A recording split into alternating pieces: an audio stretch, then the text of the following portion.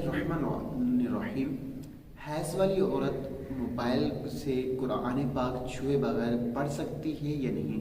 देखिए कि मोबाइल से कुरान पाक पढ़ने से अगर ये मुराद है कि सिर्फ कुरान पाक के अल्फाज को देखा जाए, ज़बान से अदा न किया जाए, तो हैज़ वाली औरत कुरान पाक को देख सकती है, यानी मोबाइल के ज़रिए देख सकती है बगैर छुए। इसमें हर्ज नहीं है।